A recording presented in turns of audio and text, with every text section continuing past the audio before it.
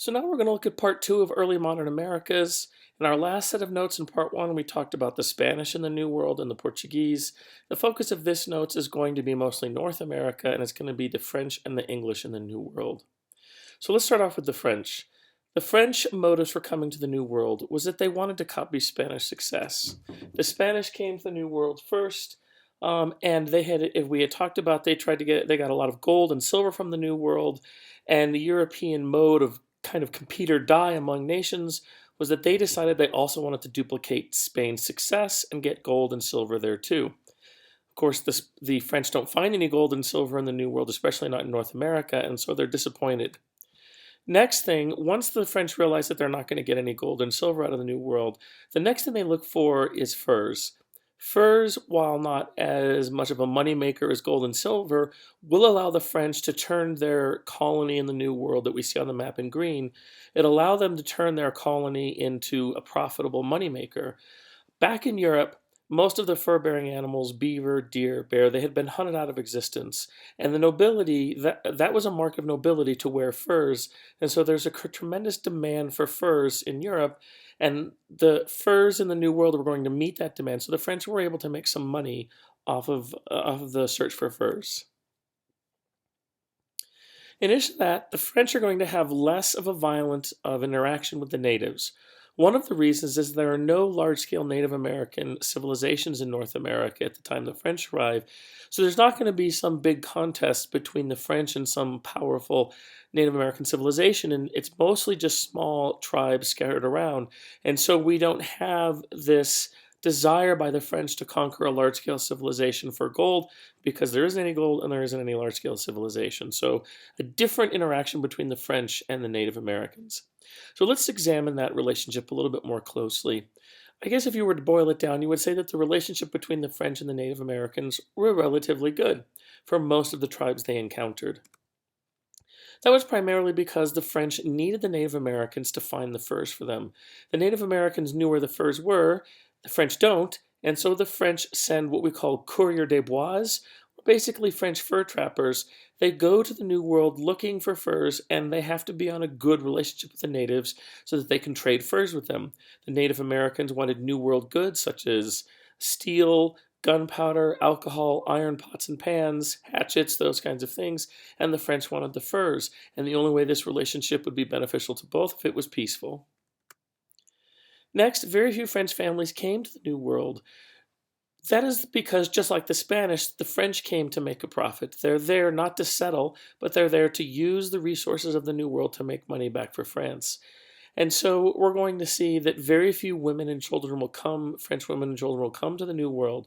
And so we're not looking to stay, so we don't need farmland to feed our families. And so that's just not an area of contention. The French are not looking for land, they're just looking for furs. The French do send Jesuit priests to the New World to convert the natives, just like the Spanish do. But unlike the Spanish, the French Jesuits come, they talk to the natives about Christianity, Catholicism, and if the Native Americans are not interested, they kind of back off. They don't want to antagonize the Native Americans to the point where they won't get furs anymore for the French. And so we see here's another area of conflict that just doesn't occur.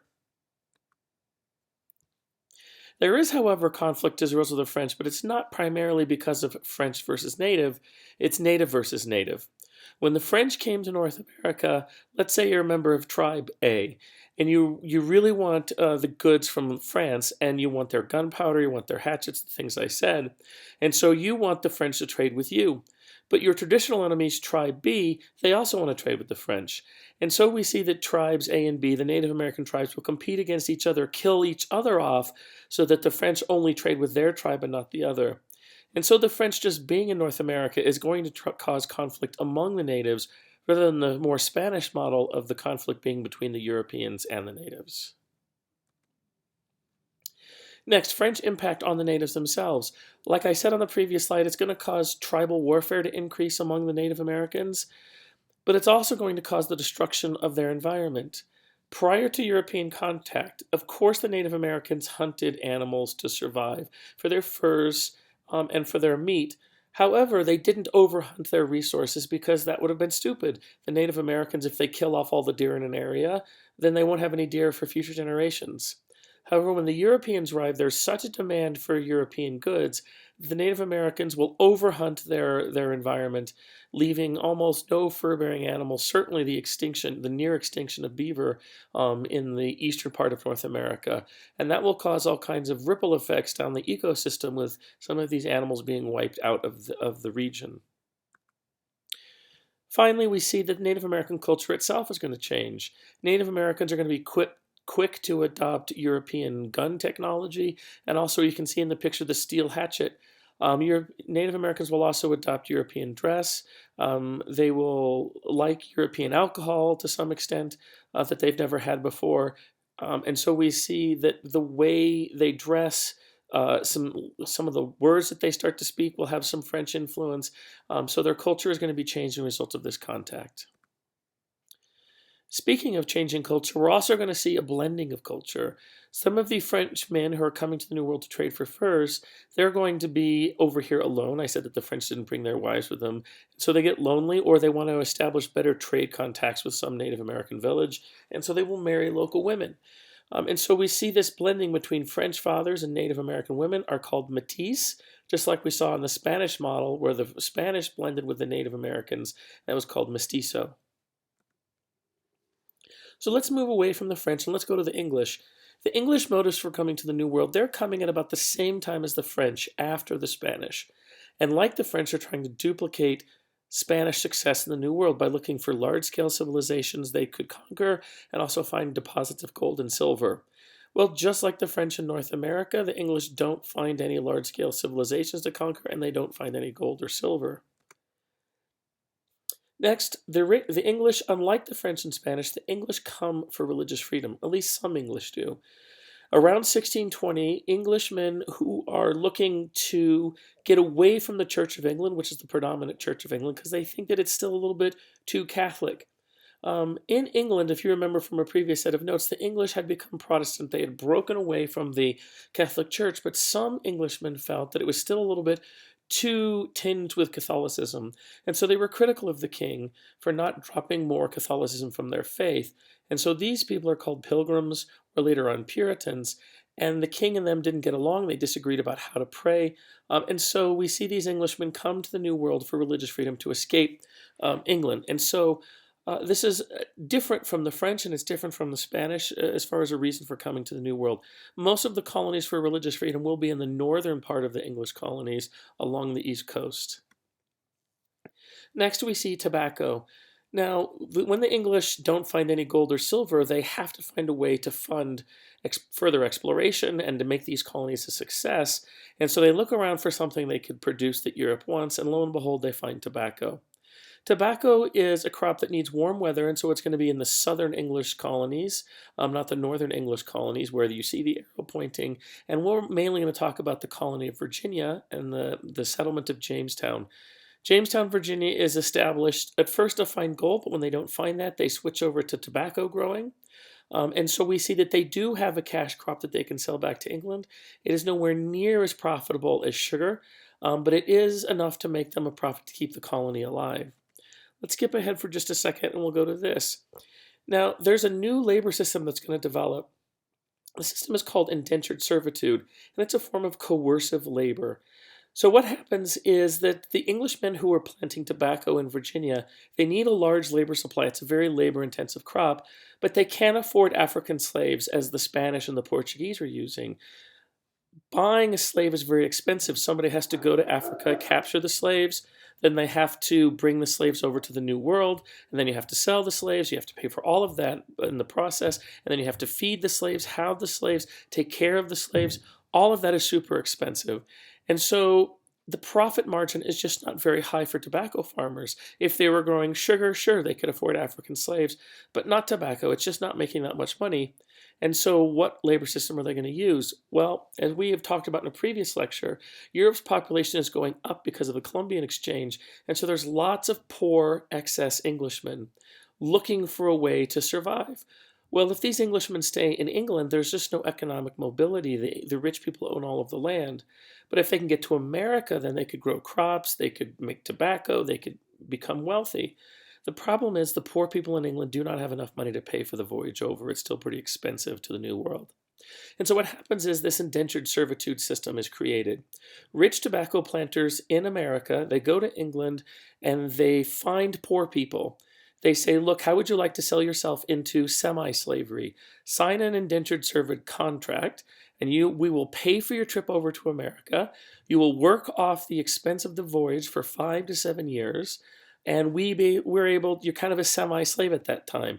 Your owner can beat you, he tells you what to do, he controls your life. But after that 5 to 7 years is over, then you're set free. And the key is you're set free in America. So the poor people like it because once they do their indentured time, they're in America, land is cheap and available, and they can hopefully become rich. The rich people like it, the plantation owners, because they get a cheap labor source, even cheaper than slaves. And so we see in America at this time, we have a new, certainly in the English colonies, a new coercive labor system. It's called indentured servitude. And then finally on the slide, we see that the further south you go in the English 13 colonies, we get to some places like Georgia and South Carolina, and they're far enough south that you can start to grow tropical crops like rice. Now, rice is going to be primarily used to feed all of the slaves that are growing sugar in the Caribbean, whether they be in the Bahamas, which is an English colony, Cuba, Haiti, the Dominican Republic, Puerto Rico, all of these areas that we see on this map, those are going to be full of African slaves growing sugar, and the plantation owners in the Caribbean don't want to waste their time and land growing crops to feed their slaves where they could grow sugar. And so we see the rice coming from the English colonies to feed English and Spanish and French colonies in the Caribbean so they can grow sugar. This complex Atlantic trade that we're seeing, slaves coming over to the Atlantic, colonists coming over to the Atlantic, rice and tobacco being grown, going back and forth across the Caribbean and the Atlantic. This we see certainly in period 4, the early modern period, the Atlantic Ocean is becoming this trade zone that we've never had before. Next, English relationship with the natives, if we can put it in one word, it's bad. And there's several reasons for that. Primarily is because the English, unlike the French and the Spanish, they came as families. They were coming to stay for religious freedom. And so when they came as families, they needed some way to feed their families. And so we see that the English want land, and of course the Native Americans don't want to give up their land, and so they start fighting over this resource. In addition to that, we see very little ties to bind the English to the colonists, unlike in the Spanish New World and the French New World. There are very few people who blend with the natives. Englishmen came with their wives and families, and so they're not going to start to intermarry and intermix with the Native Americans. So there's no kind of tie here to bind the two cultures together. Next, administration of colonies. The English, let's go all the way back to period 3, the medieval period or the post-classical period. In 1216, in 1215, we see Magna Carta being signed. Magna Carta is a document that at first said that the king could not tax English nobility without their approval, their consent, and he couldn't throw them in jails without their consent. Well, over time, gradually throughout English history, Magna Carta has started to be extended to all Englishmen, or most Englishmen. And so the colonists that come from England to America, they come with the idea of a limited monarchy that limits on their power. They come with the idea that people have rights that the government cannot abuse, the right to taxation with representation, and the right to have a trial by a jury of their peers. So already the ideas that will eventually make the United States of America the foundation of their beliefs is already starting under English colonization in period 4. In addition to that, the English colonists get used to governing themselves. The King of England is not that interested in his North American colonies because they don't make that much money. Even tobacco does not make enough money for him to be interested. What he's going to spend most of his time trying to control and pay attention to are the British colonies in the Caribbean where they grow sugar and the British colonies in India where they grow tea. And so that's taking up most of the English king's time. And so from a very early age, the English colonies in the New World get used to representative government controlling their own destiny. Each of the 13 colonies that are the first colonies that will be the United States of America, they have legislatures, they make their own laws, they enforce their own laws, they tax themselves. And this is how it's going to be throughout period 4.